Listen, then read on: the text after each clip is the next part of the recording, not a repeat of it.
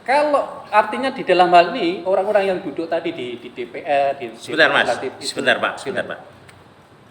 Mungkinkah orang yang masih mempunyai kepentingan pribadi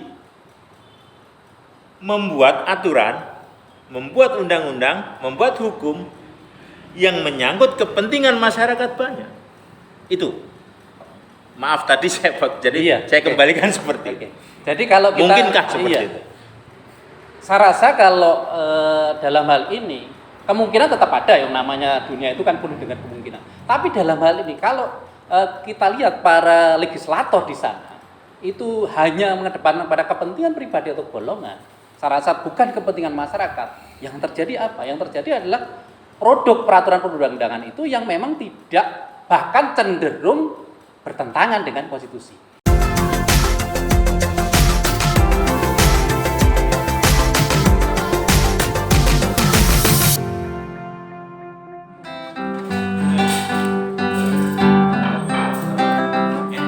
Di pinggir jalan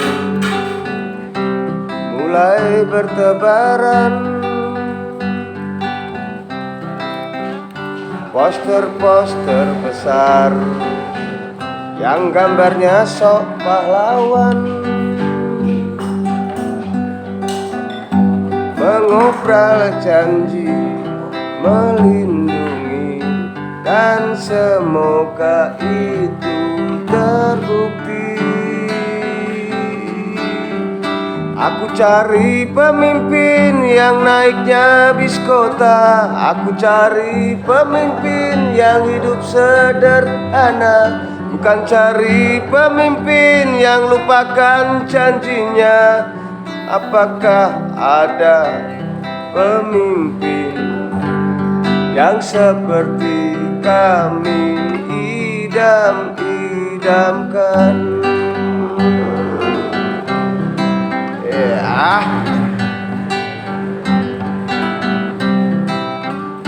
Yang telah lalu janji terbukti palsu.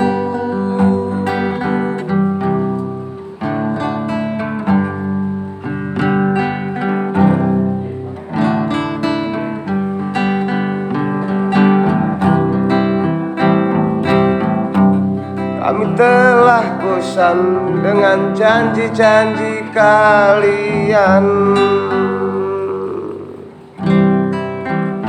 Jika berbohong, kami akan memaksa Tuhan untuk turun jabatan.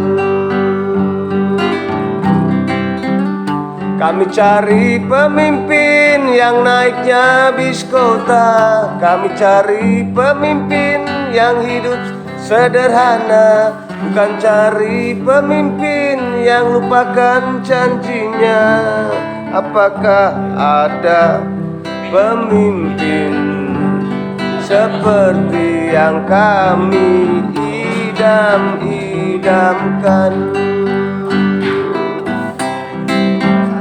Aku cari pemimpin yang naiknya bis kota. Kami cari pemimpin yang hidup sederhana. Bukan cari pemimpin yang lupakan janjinya.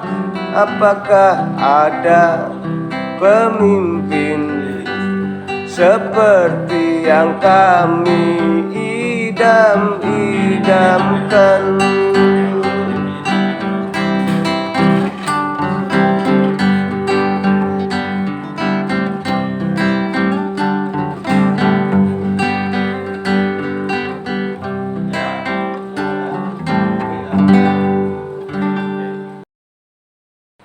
Baiklah, jumpa lagi kita di sore hari ini dalam acara 2 mingguan Garda Budaya yang selalu mengangkat acara memberi pemahaman kepada masyarakat umum tentang konstitusi, bahwa konstitusi adalah yang mendasari kehidupan negara yang berdasarkan asas demokrasi. Pentingnya di sini adalah bahwa masyarakat bisa memahami apa itu posisi mereka dalam sistem negara demokrasi, apa posisi mereka dalam sebuah konstitusi negara yang berdasarkan demokrasi. Saat ini di sebelah kanan saya ada narasumber yang tidak asing lagi, yang kebetulan beliau ini dosen saya dulu. Bapak Sigit Sabtonugroho SH M.Hum dari Universitas Merdeka Madiun. Di sebelah kiri saya ada Bapak Bagus Rizky Dinarwan SSI MT, yang saat ini beliau aktif di Partai Golkar, Pak Bagus, ya? Oke, Siap. Jadi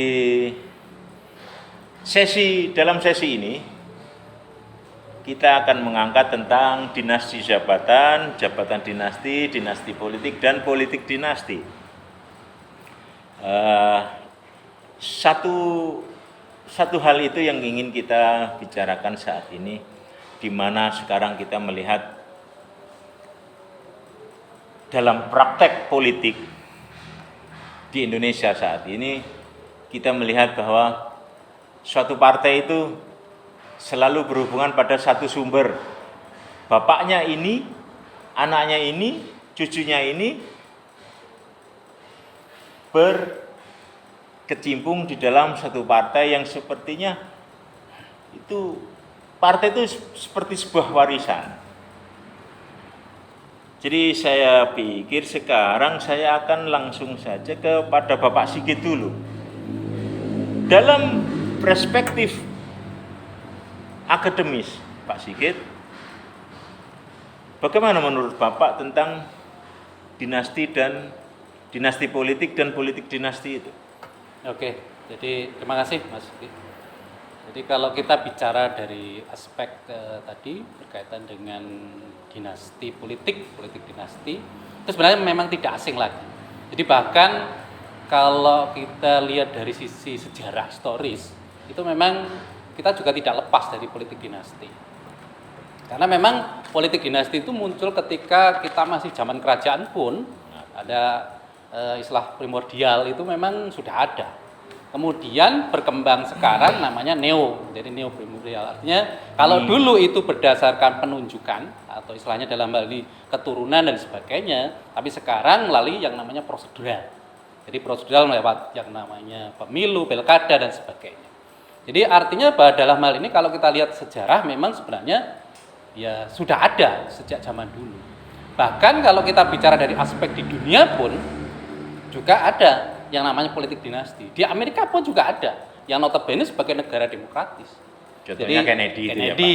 Kemudian di Filipina juga ada, di India juga ada. Terah Gandhi dan sebagainya bahkan sampai sekarang. Artinya apa? Artinya ini juga tidak bisa dipungkiri menjadi sesuatu yang ada di dalam baik di dunia demokrasi maupun yang harapan ke depan.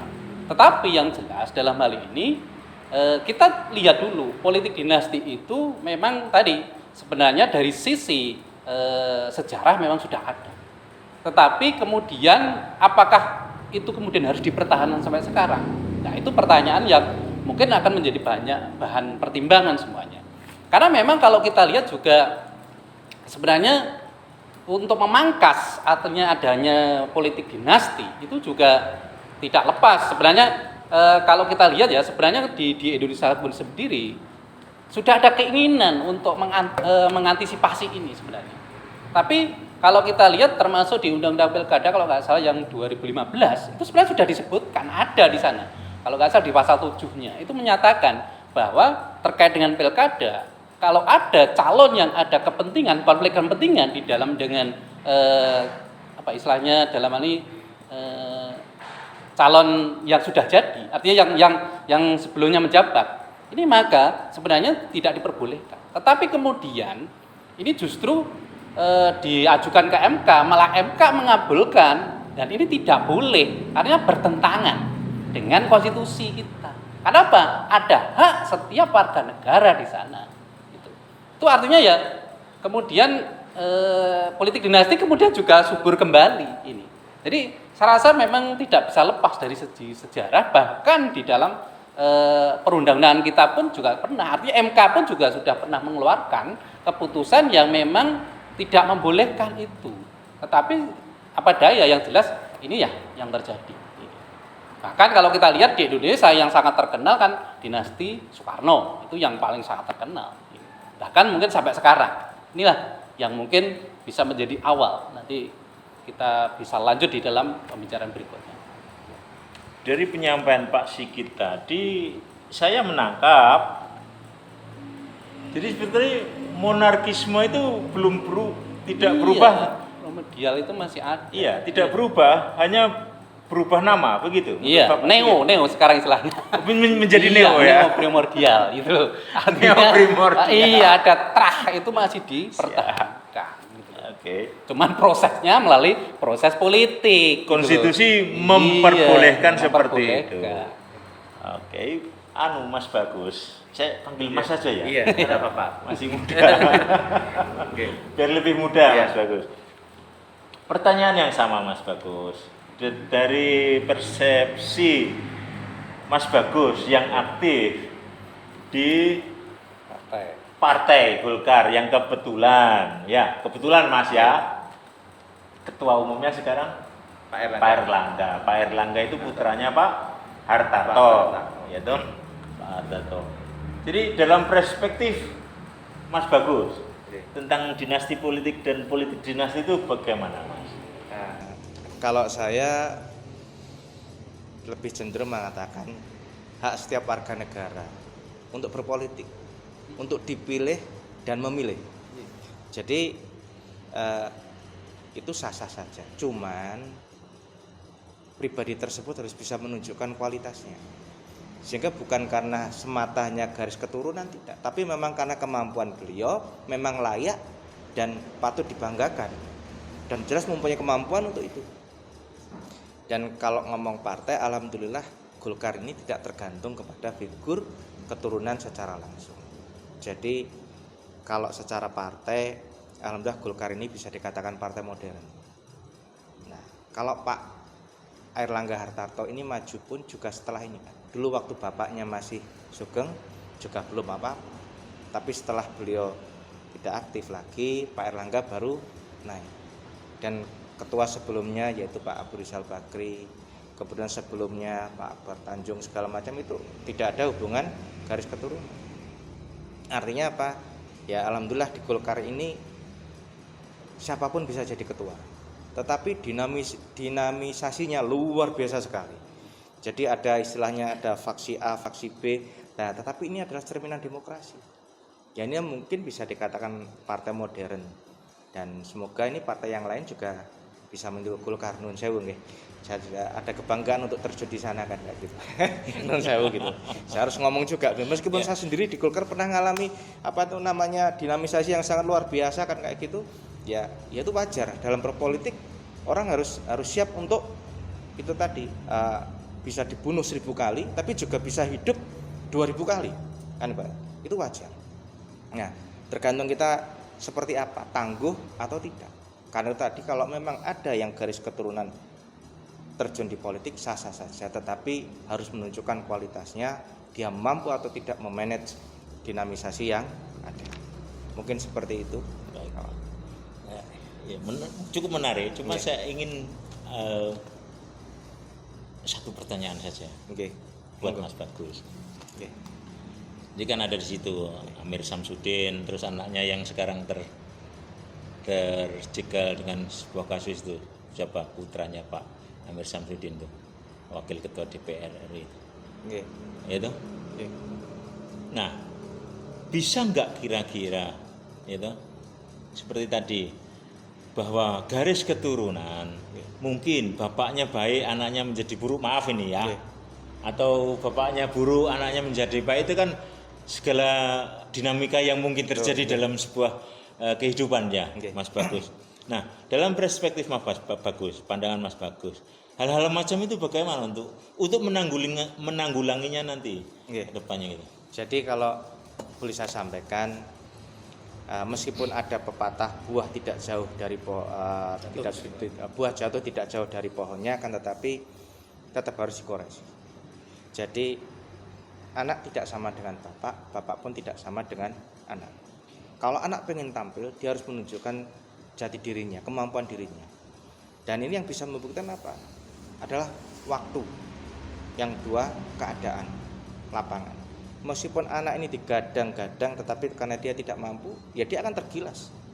Tapi kalau anaknya memang tangguh, memang tough, dan dia bisa memanage dinamisasi yang ada, insya Allah dia akan malah tumbuh lebih besar dibanding orang tuanya. Jadi kuncinya pada integritas setiap individu yang terlibat itu tadi ya. Terima kasih Mas Bagus. Kembali kepada Pak Sigit. Tentang yang memang dalam konstitusi itu kan disahkan, diperbolehkan. Dalam pandangan Pak Sigit tentang etika berpolitik itu bagaimana? Iya, artinya memang sama seperti disampaikan Mas Bagus tadi. Jadi ketika bahwa dinasti politik dinasti itu muncul, sebenarnya silahkan tunjukkan eksistensi dari sebuah misalkan calon atau sebuah yang memang punya kapabilitas di situ. Karena memang kalau kita bicara dari aspek politik maupun aspek hukum, sebenarnya itu tadi sebenarnya diperbolehkan oleh konstitusi. Bahkan memang tidak ada aturan yang melarang itu. Maka dengan demikian ini adalah bagaimana kita mencoba memberikan penyadaran. Artinya sebenarnya ini adalah political will-nya yang harus dikedepankan. Jadi karena kalau saya melihat dari sisi demokrasi, sebenarnya memang politik dinasti itu sebenarnya kalau istilah sekarang, kalau istilah zamannya Covid namanya komorbid. Ya, itu justru kadang bisa mematikan demokrasi ini. Jadi kalau sekarang lagi tren yang namanya komorbid dan sebagainya. Jadi kalau ya kena Covid karena punya riwayat penyakit yang ini sebenarnya sama. Artinya politik dinasti itu sebenarnya juga bisa menjadi sebuah penyakit yang mematikan demokrasi. Kenapa? Ya itu tadi. Artinya apa? Artinya kadang cenderung lebih kepada politik instan. Ini yang kita harus hindari di situ. Jadi ketika itu sistem yang ada di kepartean itu kan sistemnya pekaderan. Nah, ketika ada dinasti masuk di situ, ini yang biasanya akan memunculkan tadi gejala yang tentu saja ini bisa mematikan. Jadi makanya itu bagaimana kita mencoba untuk bisa memberikan pembelajaran, ternyata bagaimana minimal lah mengamputasi yang namanya politik dinasti. Karena kalau sudah yang namanya orang itu sudah di zona nyaman, itu biasanya juga dia tidak mau turun dari situ. Itu manusiawi ya, manusiawi. Tapi ketika dalam hal ini fungsi negara, fungsi konstitusi itu harus juga memberikan pembatasan yang jelas. Makanya dalam hal ini ya kita berjuang sama-sama meskipun dulunya MK sudah membatalkan adanya undang-undang pilkada yang berkaitan dengan adanya tadi harus ada konflik kepentingan itu tidak boleh. Maka dengan demikian bagaimana caranya itu yang perlu kita pikirkan. Salah satunya kalau saya mengusulkan ada semacam ini. Jadi paling tidak mengamandemen terkait dengan undang-undang kepartean. Jadi kita berjuangnya di situ. Kenapa?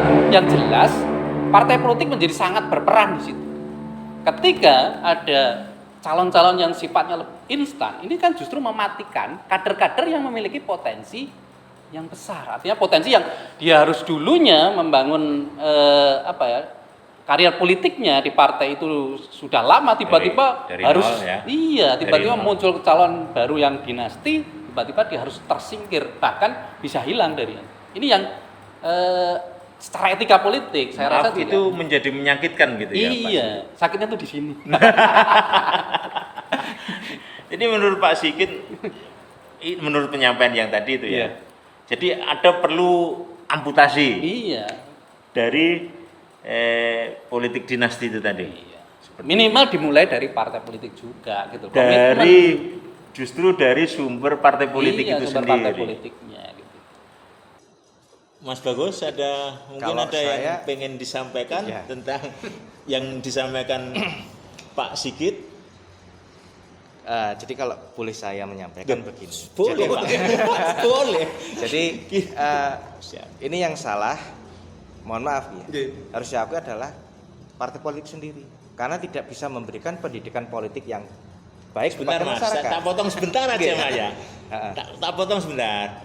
Jadi yang salah Partai politik partai politik tidak itu memberikan pendidikan politik yang benar kepada masyarakat. sendiri. Yang salah partai politik. Partai politik. Siap, monggo silahkan Oke. dilanjutkan. Tapi insya Allah itu tidak ada di Golkar, karena karena kenapa? Karena Anda ada di Golkar. Bukan, karena Golkar memberikan kesempatan yang sama kepada tiap individu untuk tampil. Siap. Golkar bukan partai yang berdasarkan garis keturunan. Kalaupun ada tanda kutip kan mainnya cantik gitu kan. Non sewu. Saya kan. aku boleh memotong nggak? Iya. Bermain cantik itu artinya Dalam artian- menyembunyikan hal-hal yang buruk di belakang. Bukan bermain cantik. Oh, itu bukan. artinya apa? Melalui istilahnya unjuk kinerja tadi. Oh, siap. Anaknya mampu atau tidak. Tidak loko-loko karena garis keturunan langsung menjadi ketua atau menjadi pemimpin, tidak. Ada proses seleksi alam di Golkar. Dan maka tadi saya sampaikan di Golkar itu dinamisasinya luar biasa sekali. Gitu. Jadi ada proses istilahnya ya harus beras itu biar mengkilat ya harus mengalami gesekan dulu. Nah, Dikasih artinya- garam, dikasih Nah. jeruk nipis gitu ya. Jadi gini, jadi kalau saya sampaikan kenapa terjadi politik tadi dinasti tadi, karena ada ruang-ruang yang memang dibatasi kader untuk tampil. Ini yang harusnya tidak boleh. Bentar, Jadi, Mas iya. Bagus, saya minta itu lebih diperjelas. Ada ruang-ruang yang Jadi dibatasi gini, tadi. partai politik kan perwujudan dari kedaulatan rakyat. Nggih. Jadi ini partai politik itu adalah negara dalam bentuk miniatur. Artinya apa? Siapapun harus bisa mengaktualkan istilahnya ide, konsep, gagasan dia di dalam partai politik tersebut. Kalau ini diberangus, pengurusnya misalkan kakeknya, kemudian ketuanya kakeknya, one-hatnya besannya, terus ketuanya adalah menantunya atau siapapun, saya tidak usah sebut itu. Ada yang terjadi itu ya. Nah, ini negara ini kacau, tidak boleh nih. Berarti dia tidak melakukan representasi dari politik bermasyarakat. Nah, ini harusnya jangan jadi partai politik ini. Ini saya tidak ada usah sebut siapa, enggak. Tapi ke depan siapapun tidak boleh. Artinya partai politik adalah ruang aktualisasi diri setiap warga negara. Dan dia cenderungnya kemana, ya silakan dipilih yang cocok yang mana. Tetapi tidak boleh ada pembatasan. Dan insya Allah Golkar seperti itu. Siapapun mau tampil jadi ketua Golkar silahkan, tapi syaratnya kan ada. Sudah pengalaman berapa tahun jadi pengurus, segala macam. Ini adalah jenjang karir politik ibaratnya kan kayak gitu. Baru dia boleh maju sebagai ketua DPD. Ketua DPD baru ke ketua provinsi. Lah perkara nanti di tengah jalan itu salip-salipan wajar. Mau namanya Dinamika ya. dinamika kan kayak gitu. Itu wajar. Dan tidak boleh sakit hati di situ. Kalau orang masih sakit hati berpolitik, maka dia jangan terjun ke politik. Itu tadi lah. Kembali ke tadi saya sampaikan, kenapa politik dinasti itu tanda kutip disetujui masyarakat, berarti partai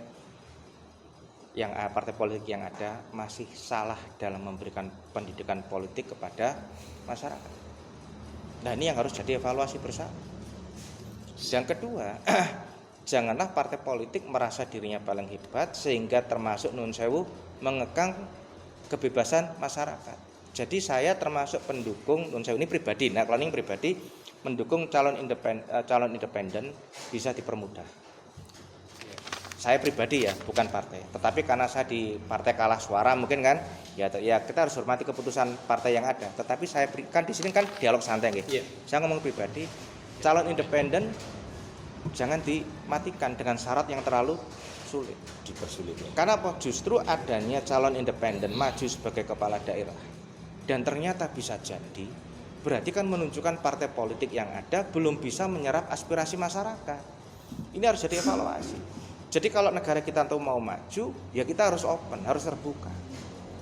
Jangan kemudian terus memberangus karena untuk kepentingan tertentu, tidak boleh. Berpolitik itu kepentingan, tetapi jangan terus akhirnya mengkerdilkan segala sesuatunya. Lah ini yang membuat Indonesia tidak maju-maju ya seperti ini. Itu tidak boleh. Dinamika harus ada. Oke, di Terima kasih Mas Bagus. Di sesi pertama ini saya menarik kesimpulan dari apa yang disampaikan oleh Pak Sigit tadi bahwa ada perlunya amputasi, ya tanda kutip ya, amputasi yang lembut lah dari politik dinasti. Terus dari Mas Bagus saya bisa menarik kesimpulan, ada satu, bahwa semua partai yang ada di Indonesia itu masih salah memberikan pemahaman tentang demokrasi yang berjalan di Indonesia. Begitu nggih Mas Bagus? Ya, kurang lebihnya Kurang lebihnya seperti itu. Baiklah, seperti itu. Saat ini kita perlu istirahat, mungkin kita ada yang mau lewat.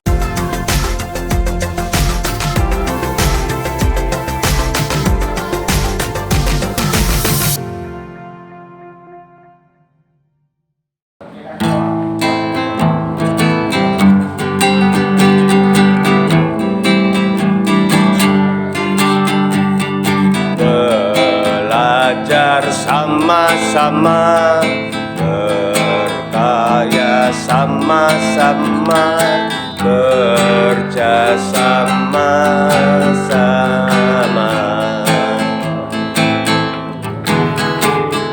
Belajar sama-sama, berkarya sama-sama, kerja sama-sama.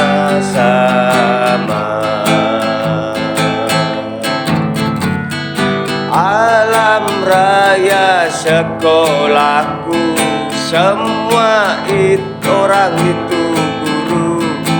Sejahteralah bangsaku. Alam raya sekolahku, semua orang itu guru. Sejahteralah bangsaku. Belajar sama-sama, berkarya sama-sama, kerja sama-sama.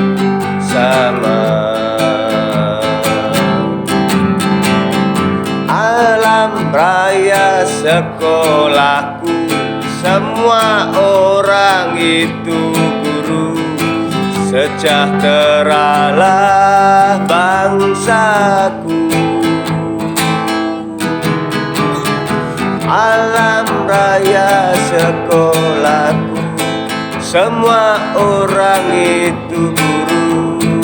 Sejahteralah bangsaku.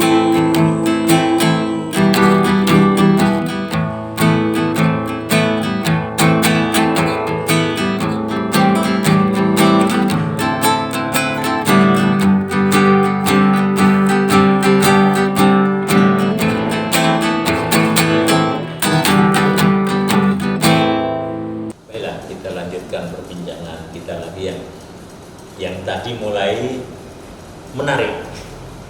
Ya memang dari awal sih sudah menarik, tapi ini menjadi lebih menarik lagi ketika ada yang disampaikan oleh Pak Sigit tadi tentang amputasi dinasti politik. Terus ada yang disampaikan lagi dari Mas Bagus itu tentang ketertunggungan calon independen jika partai politik itu terlalu mendominasi, kurang lebih seperti itu ya Mas Bagus. Nah, perspektif ini apa yang disampaikan oleh Pak Sigit itu akan saya lemparkan kepada Mas Bagus tentang itu tadi amputasi dinasti politik. Jadi menurut Mas Bagus, perlukah pemotongan garis dinasti dalam dinasti politik itu tadi dalam sebuah partai atau di dalam yang lebih besar lagi di dalam sebuah negara? Kalau saya Tidak perlu ya? tidak artinya apa? Tadi setiap orang punya hak untuk memilih dan itu. Dan Ya. negara harus menjamin setiap warga negara mempunyai kesempatan yang sama. Jadi artinya apa? Ya negara harus menjamin itu. Siapapun, meskipun dia keturunan siapapun, berhak untuk tampil di kancah politik. Nah, cuman permasalahannya adalah ya apakah masyarakat setuju atau tidak, kita kembalikan ke masyarakat. Karena itulah pendidikan politik lewat para politik ini harus ya, disampaikan dengan benar bahwa kita berpolitik, gabung dalam satu partai politik itu karena punya tujuan yang sama. Adanya partai A, partai B, partai C ini karena mengakomodasi kepentingan yang berbeda-beda. Ya biarkan masyarakat memilih partai mana yang sekiranya bisa mewakili dirinya dalam bernegara. Nah, kecuali kalau partai politiknya ini memperhalus kesempatan masyarakat untuk tampil, itu yang jadi masalah, itu tidak boleh.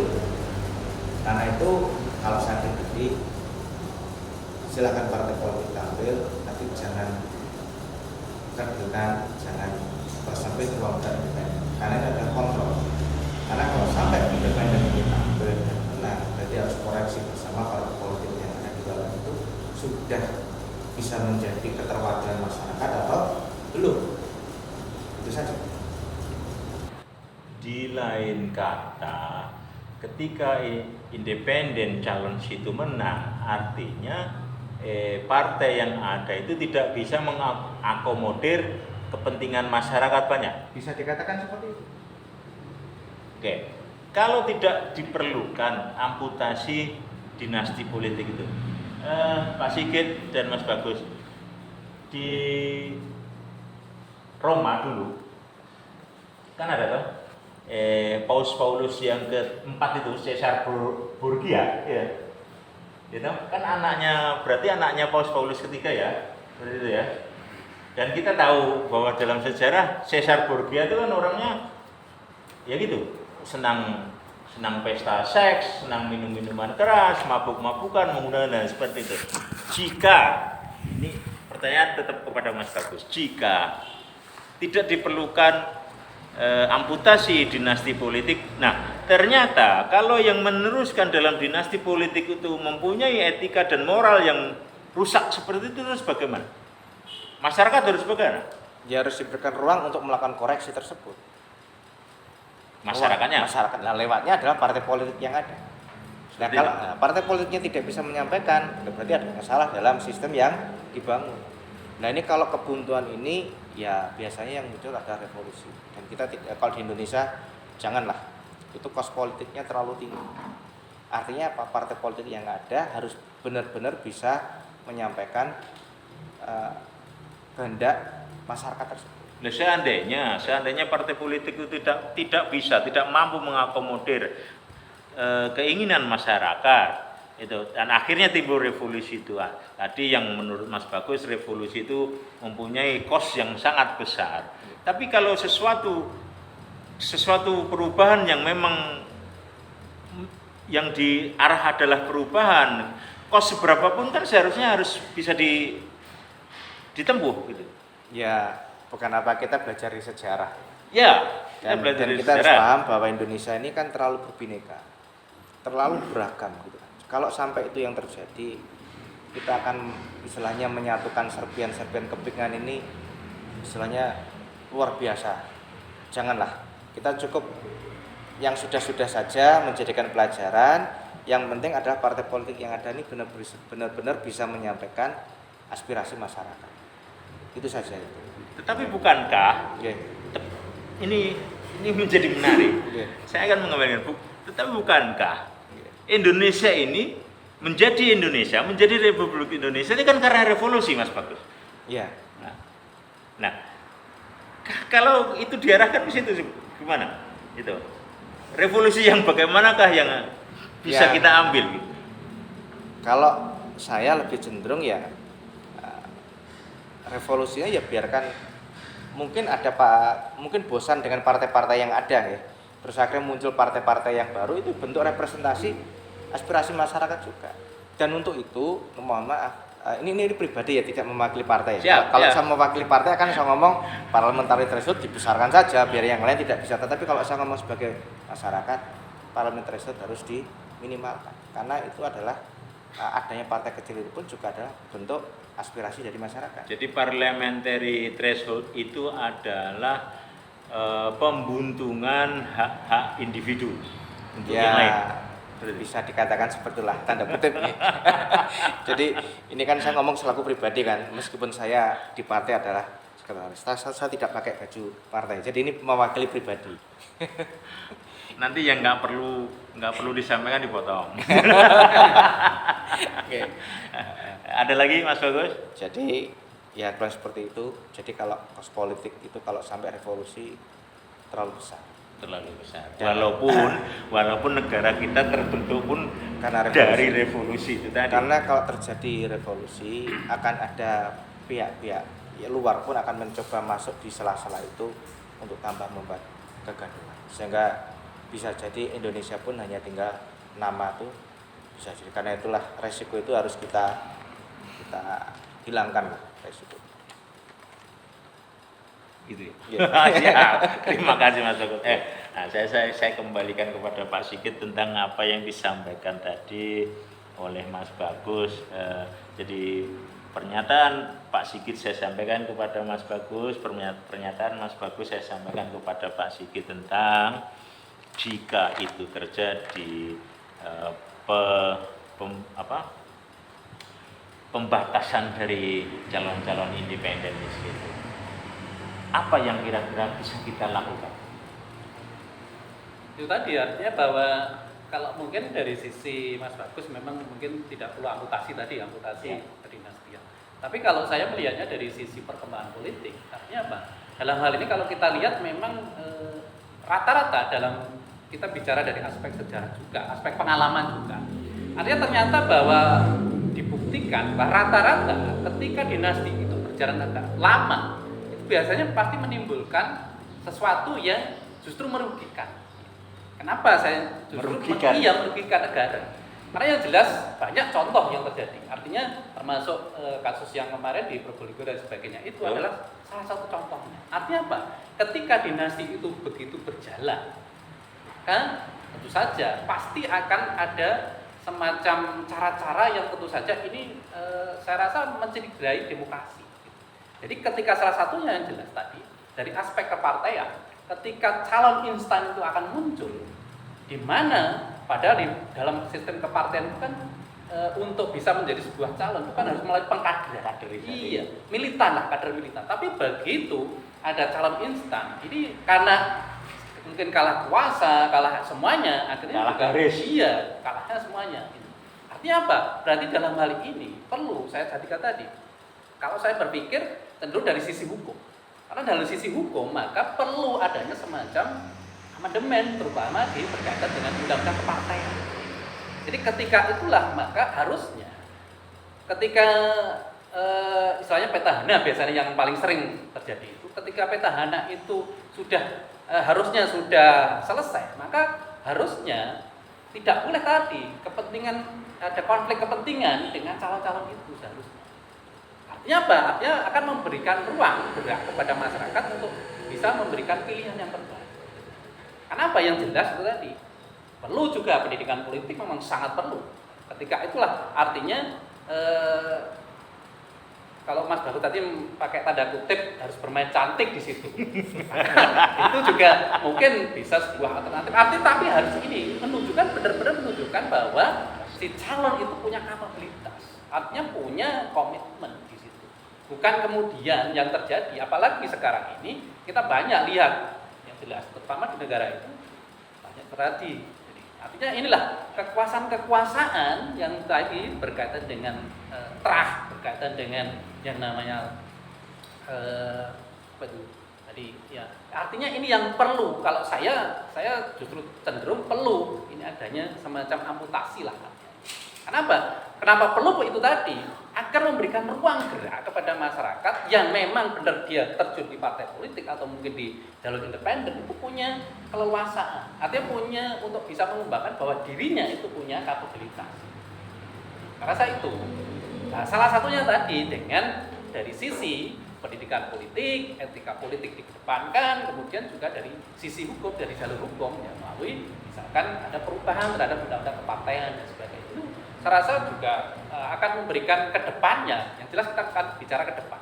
Artinya kita bicara ke depan itu benar-benar menciptakan pemimpin yang benar-benar artinya memang didasarkan dari keinginan rakyat, bukan dari atau dari kita. Sebentar Pak, walaupun itu keinginan rakyat, tetapi kan dia seharusnya juga tetap kapabilitas. Iya. Kapabilitas. Iya, memang itu harus. Nah. Ketika dia sudah berani mencalonkan, berarti dia harus menunjukkan bahwa dia punya kapabilitas. Di sini jadi ada ambiguitas, gitu. Ada ambiguitas, ada kebingungan nanti masyarakat jika, gitu, yang diinginkan masyarakat dan tentang kapabilitas.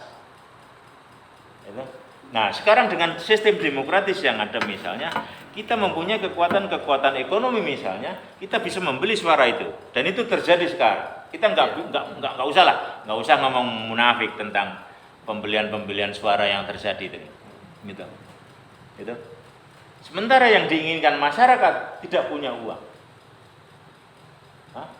Yang diinginkan masyarakat tetapi tidak punya kapabilitas juga ada. Nah, ini siapapun kan bisa punya kesempatan, misalnya keluarga turunan perampok misalnya ditakdirkan menjadi pemimpin karena mereka mempunyai kekuatan ekonomi, akhirnya bisa karena pembelian itu tadi. Kan menjadi ambigu. Iya. Menjadi kebingungan. Kalau saya ini harus ada semacam political will. Jadi ada kehendak dari berbagai elemen di sana bahwa ini ingin mewujudkan yang namanya negara demokratis. Jadi apalagi kalau yang namanya politik dinasti seperti yang disampaikan Mas Uki tadi, ketika kita berhadapan dengan yang namanya oligopoli, ini justru sangat berbahaya. Iya. Jadi apalagi sekarang ini kekuatan-kekuatan itu memang membangun di sana. Artinya di balik pemimpin itu ada kekuatan di luar yang kemudian notabene menguasai yang berkaitan di belakang dengan orang ekonomi. yang nomor satu itu. Iya.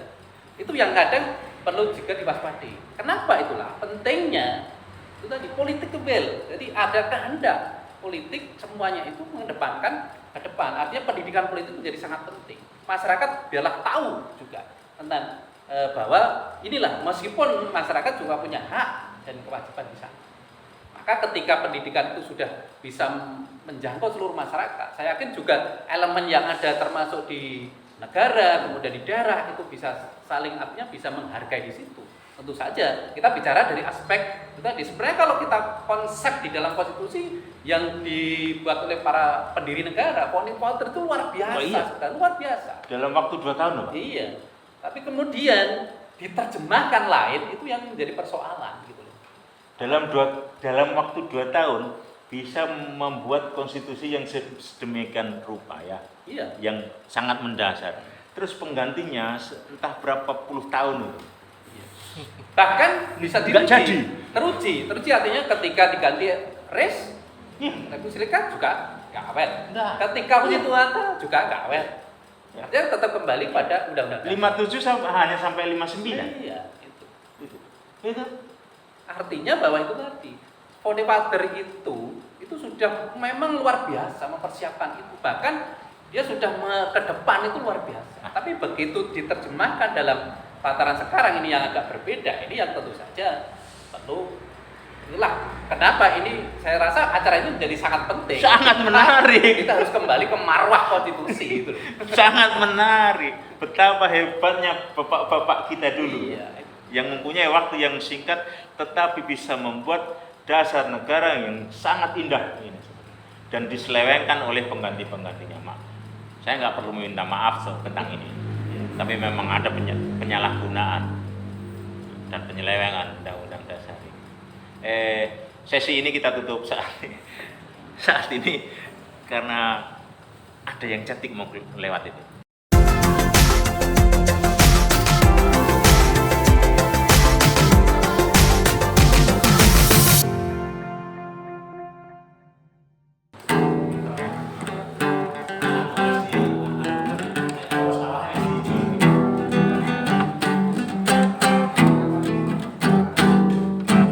Kala cinta sudah dibuang, jangan harap keadilan akan datang.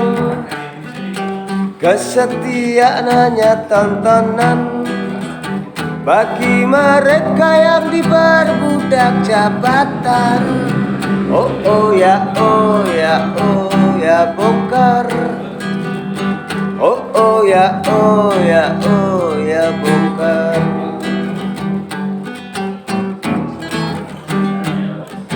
Sabar, sabar, sabar dan tunggu, itu jawaban yang kami terima. Ternyata kita harus ke jalan, robohkan setan yang berdiri mengkangkang. Oh oh ya, oh ya, oh ya bongkar. Oh oh ya, oh ya, oh ya bongkar. Penindasan serta kesewenang-wenangan, ramat lagi, ramat banyak untuk disebutkan. Oh hentikan, hentikan, jangan diteruskan. Kami muak dengan ketidakpastian dan keserakahan. Di jalanan kami sandarkan cita-cita, sebab di rumah tak ada lagi yang bisa dipercaya. Oh, oh. Oh, oh ya, oh ya, oh ya bongkar. Oh, oh ya, oh ya, oh ya bongkar. Oh, oh ya, oh ya, oh ya bongkar. Oh, oh ya, oh ya, oh ya bongkar. Oke, kembali lagi kita. Tadi sempat off record kita ngobrol nyantai asik. Mas Bagus. Oke. Saya mau masuk gini Mas, kan ada fenomena ini, ada sebuah kalimat yang sangat menggelitik pikiran saya sebagai masyarakat umum. Ketika seseorang mengatakan bahwa baiklah kamu sekarang berkuasa, tapi kamu harus ingat bahwa kamu petugas partai, kan seperti itu. Nah, karena Mas Bagus itu dari partai, apakah di partai Mas Bagus berjalan seperti itu? Apakah nanti seandainya seseorang yang diusung dan dibawa oleh partai Mas Bagus itu menang menjadi orang nomor 1 di negara ini, apakah dia juga diwajibkan menjalankan platform-platform dan agenda-agenda partai yang mengusungnya? Oke. Monggo. Kalau saya, setiap kader itu sebenarnya adalah petugas partai, itu pasti. Jadi kita memilih partai A, partai B, partai C itu karena kita cocok dengan platform yang ditawarkan oleh partai tersebut. Mungkin paling dasar mungkin ideologi.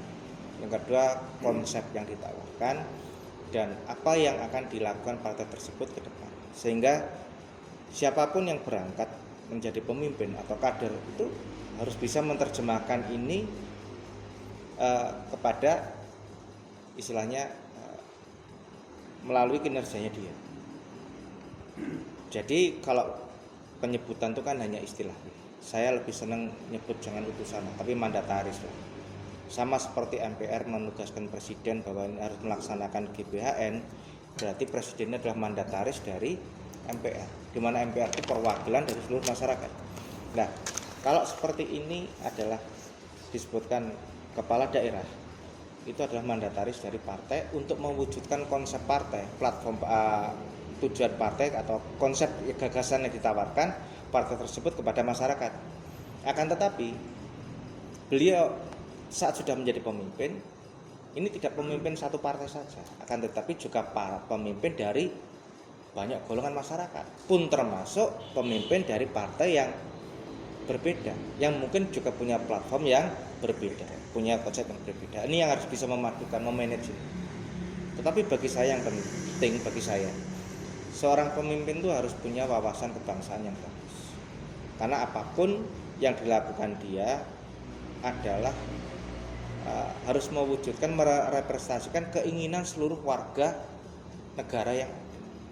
Jangan sampai dia hanya, kalau masalah partai atau mandataris partai mungkin tidak terlalu masalah. Jangan sampai ini adalah mandataris dari kepentingan kapital yang ada di belakang itu yang tidak pas. Oligopoli tadi. Nah, kalau kita ngomong ya istilahnya apa terserah. Tetapi saya lebih senang dia harus menjadi mandataris partai untuk mewujudkan konsep kesejahteraan yang ditawarkan oleh partai tersebut, platform partai tersebut. Jadi artinya dia harus bisa menerjemahkan itu, termasuk juga dia punya wawasan kebangsaan yang bagus. Justru kalau saya, siapapun yang akan tampil, entah itu sebagai caleg di DPRD, baik kota, kabupaten atau provinsi atau pusat, harus melalui sekolah wawasan kebangsaan. Dan ini, mohon maaf, ini yang saat ini tanda kutip menurut saya kurang.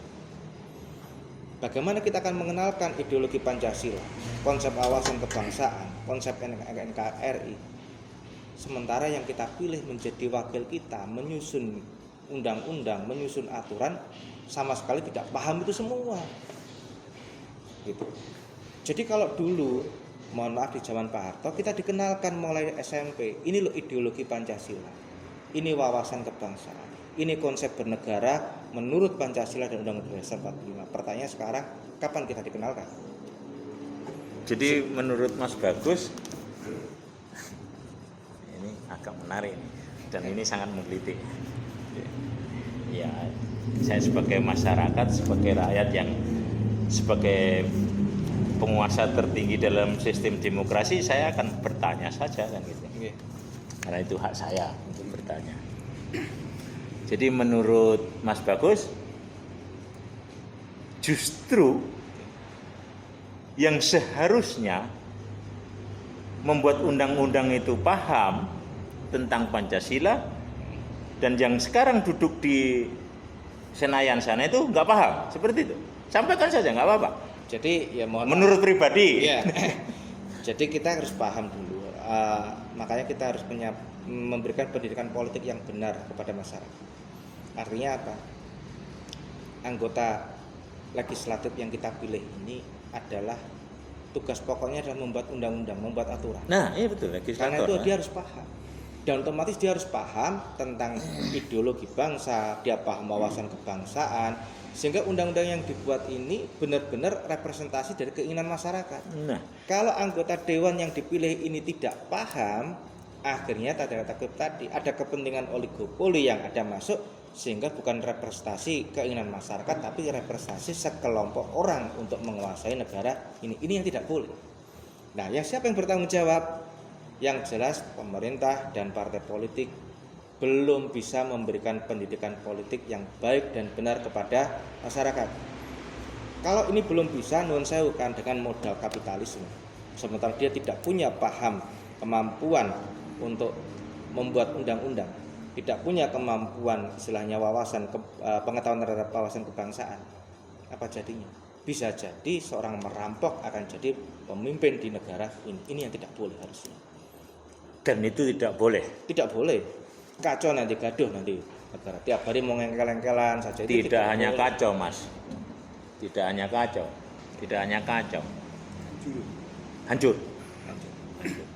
Karena itu ya pendidikan politik harus. Jadi apa ini yang salah, Mas?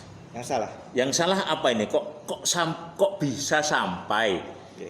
orang-orang yang tidak paham tata negara, orang-orang yang tidak paham legislatif, orang-orang yang tidak paham bagaimana membuat aturan, Oke. justru duduk di kursi di mana orang-orang harus membuat aturan. Di mana ini yang salah? Ini kok menjadi, bagi saya melihatnya itu benangnya ruwet banget tuh. Jadi Kalau saya Di mana ini yang salah? kalau Ini saya perlu saya sampaikan ya tuh. Sebagai praktisi partai loh Mas. siap. Jadi kalau saya lebih cenderung saya sendiri masuk ke partai ini kalau memperbaiki tidak bisa kita hanya teriak-teriak di luar. Kita harus masuk ke dalam.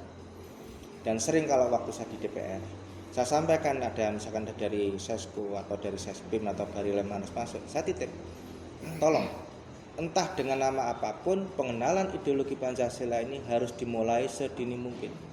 Terlebih kepada adik-adik kita yang masih SMP, SMA, sehingga dia paham Pancasila, sehingga tidak gampang dimasuki ideologi-ideologi yang radikal.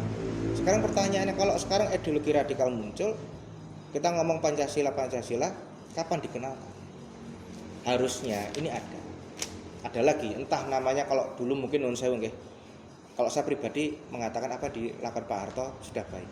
Kalau sekarang mungkin karena pandangan politik nganggap itu tidak pas, oke lah silakan, tapi dengan nama yang lain. Tapi artinya apa? Ideologi Pancasila harus dikenalkan. Gitu. Yang ini tugas pemerintah. Yang kedua, tugas partai politik pun juga harus sama. Jadi harus bersinergi. Jadi kalau dikenalkan ideologi, kita kenalkan wawasan kebangsaan, syarat pencalonan anggota DPRD atau DPRD provinsi ataupun DPR RI harus sudah mengantongi sertifikat diklat atau apapun terkait wawasan kebangsaan dan ideologi. Mungkin kita bikin Lemhanas tapi dalam lingkup kecil tingkat provinsi atau tingkat daerah.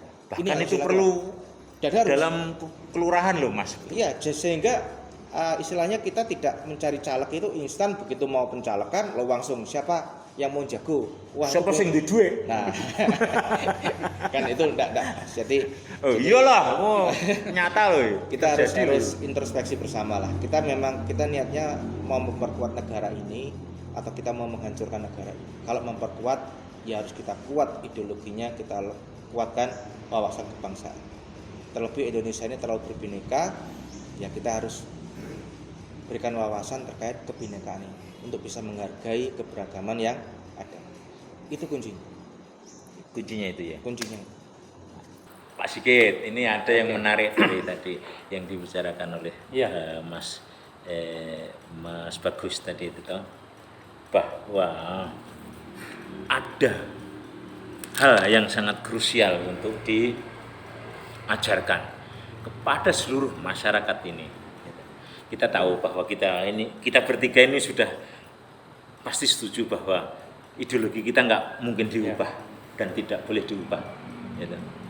Tapi dalam perjalanan kan ternyata ada pengkhianatan terhadap hal-hal yang seharusnya diikuti dan dipegang teguh.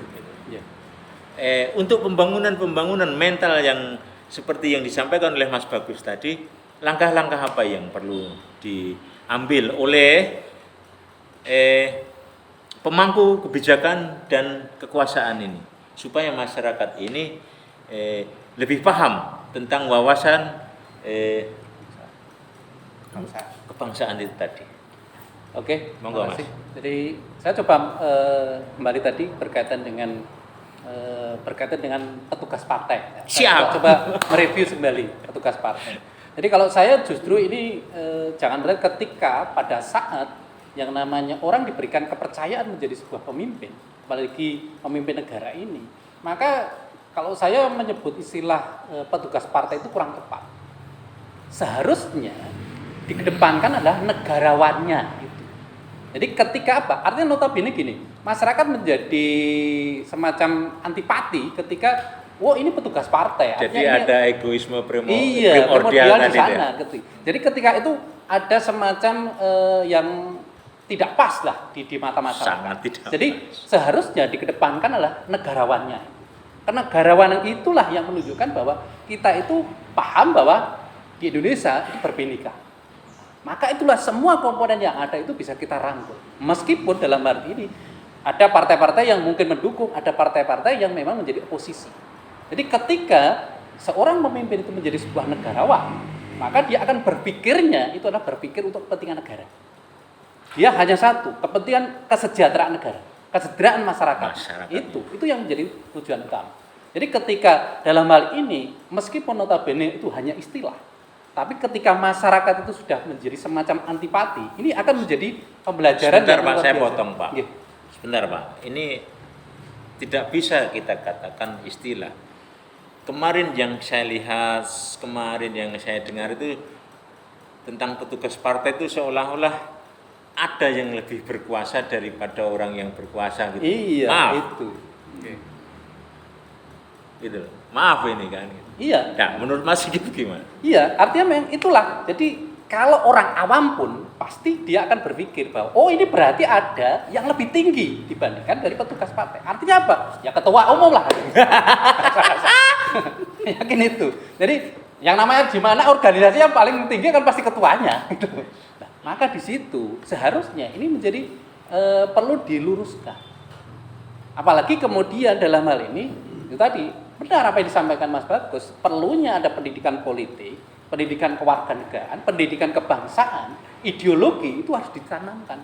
Bahkan apalagi orang-orang di partai, orang-orang yang kemudian duduk di DPR legislatif. Ini menjadi sangat penting. Kenapa? Itu modal utama. Jadi ketika mereka punya tugas menyusun undang-undang, itu yang pertama memang ideologi, itu yang harus dikedepankan. Kemudian wawasan kebangsaan, kemudian di situ adalah itu tadi, wawasan terhadap konstitusi. Jadi apa sebenarnya yang dibalik konstitusi itu harus paham.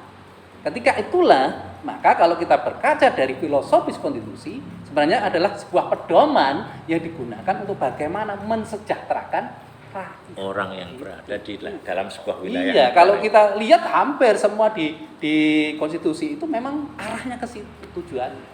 Meskipun kalau kita bicara mengenai tujuan yang namanya masyarakat adil makmur itu juga sulit untuk kita terjemahkan.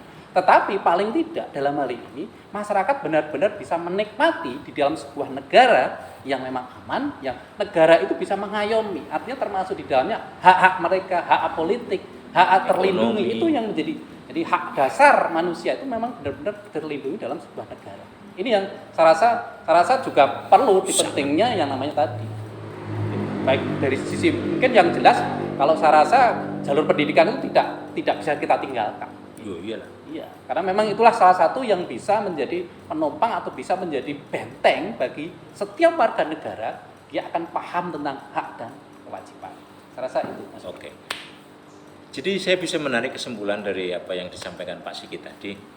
Jadi seseorang yang membuat aturan yang menyangkut kepentingan masyarakat banyak, seharusnya orang itu sudah melepaskan diri dari kepentingan pribadinya. Iya. Tetapi yang terjadi sekarang ini Masih banyak yang sementara yang terjadi saat ini adalah seolah-olah mereka duduk itu mewakili kepentingannya kelompok masing-masing. Pak Sigit mohon pencerahannya kepada saya. Bagaimana itu? Iya, jadi kalau artinya di dalam hal ini orang-orang yang duduk tadi di DPR, di Sebentar Mas, sebentar Pak. Mungkinkah orang yang masih mempunyai kepentingan pribadi membuat aturan, membuat undang-undang, membuat hukum yang menyangkut kepentingan masyarakat banyak? Itu. Maaf tadi saya saya kembalikan seperti itu. Jadi kalau kita mungkinkah seperti itu? Saya rasa kalau dalam hal ini kemungkinan tetap ada yang namanya dunia itu kan penuh dengan kemungkinan. Tapi dalam hal ini kalau kita lihat para legislator di sana itu hanya mengedepankan pada kepentingan pribadi atau golongan, saya rasa bukan kepentingan masyarakat. Yang terjadi apa? Yang terjadi adalah produk peraturan perundang-undangan itu yang memang tidak, bahkan cenderung bertentangan dengan konstitusi. Yang jelas saat ini juga masih banyak produk peraturan perundang-undangan yang kemudian kalau diajukan di MK rata-rata mereka itu dikabulkan karena memang bertentangan. Memang betul. Nah, artinya apa? Inilah menunjukkan kualitas para pembuat undang-undang itu memang kualitasnya memang masih diragukan. Oh, saya nggak akan bilang diragukan. Iya, Mas Bagus. Saya nggak akan bilang bahwa kualitas mereka itu diragukan. Mereka nggak punya kualitas. Iya, cobalah seperti itu. Saya bisa menarik kesimpulan seperti ini. Misalnya, ya kepentingan ekonomi misalnya. Kita merusak alam ini. Bapak-bapak yang di atas itu sepertinya sedang merampok Ibu Pertiwi, mencuri dari Ibu Pertiwi dan merampok dari anak-anak bangsa. Seperti itu. Itu yang terjadi. Seolah-olah anak-anak kita nanti itu sudah nggak punya kesempatan untuk meraih hak ekonomi mereka dalam konstitusi. Iya. Seperti itu. Dan kita tahu sekarang siapa yang berada di balik ekonomi di negara kita. Oligopoli tadi itu terjadi. Hah? Iya. Nah, seperti itu loh. Nah, ini pertanyaan penting ini. Pertanyaan penting. Karena kita ingin mematahkan oligopoli tadi. Iya. Kira-kira ini satu pertanyaan nanti dijawab oleh Mas Bagus dan Pak Sigit. Satu pertanyaan. Dan jawabannya silahkan menurut Ya. Presiden. Untuk mematahkan oligopoli yang terjadi saat ini, apa yang bisa dilakukan oleh masyarakat? Mas Bagus dulu aja Pak Sigit ya. Monggo. Asik iki Mas Bagus.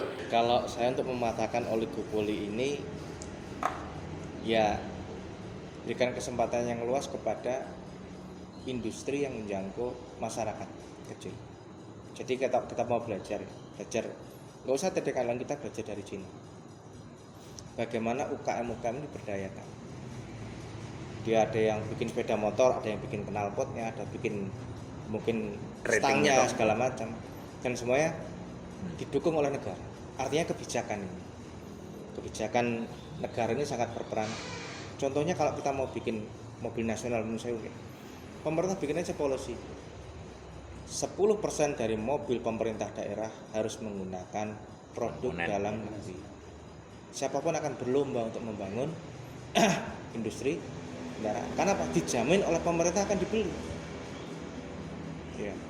Perlombaan kreativitas. Lomba kreativitas. Artinya peran negara ini sebagai fasilitator memberikan kesempatan yang sama kepada masyarakat ada. Otomatis misalkan ini PTN atau sekarang PT Dirgantara suruh bikin pesawat dan pemerintah menjamin akan membeli pesawat produk Dirgantara untuk penerbangan perintis antar pulau. Dan saya yakin PT Dirgantara ini akan menyerap istilahnya sub perusahaan untuk mensupport industri itu. Artinya kebijakan pemerintah lagi. PT Inka bikin bikin kereta yang banyak. Kalau nggak salah dulu saya pernah ada cerita hampir 6.000 lebih perusahaan yang mensupport ke Inka. Artinya apa? Membuka lapangan kerja. Kalau pemerintah bisa menjadi fasilitator memberikan kesempatan yang sama kepada setiap individu untuk berusaha, nggak usah kita berteori macam-macam, oligopoli akan Hancur dengan sendiri. Artinya kebijakan pemerintah yang ini masuknya ke ekonomi marhen loh. Saya Golkar.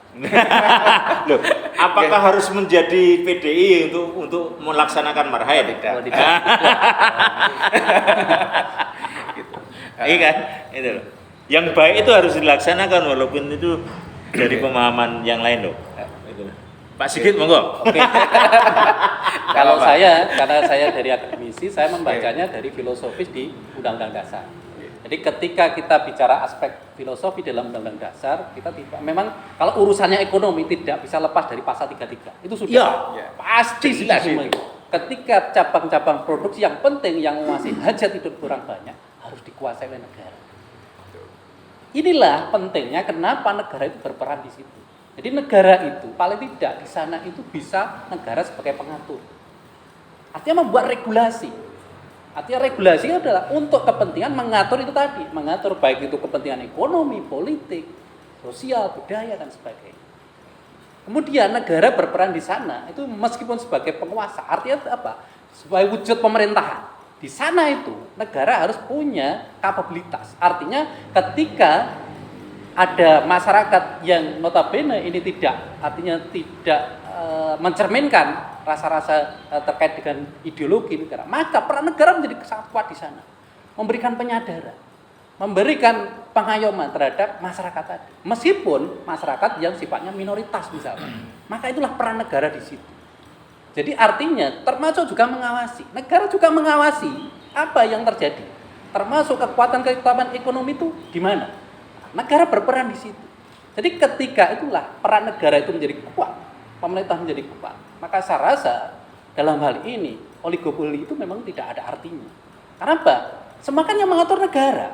Ketika mereka tidak akan bisa bergerak ketika aturan itu memang sudah menjadi dilaksanakan. Jadi saya peran negara itu menjadi sangat ketika kita bicara dari aspek filosofis di konstitusi itu. Jadi sebetulnya aturan-aturan itu enggak diperlukan, wong kita sudah punya undang-undang dasar di pasal 33 itu tadi.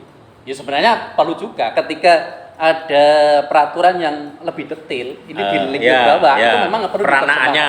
Iya. Karena apa yang jelas masyarakat itu kan tidak semua orang paham dengan arti hukum.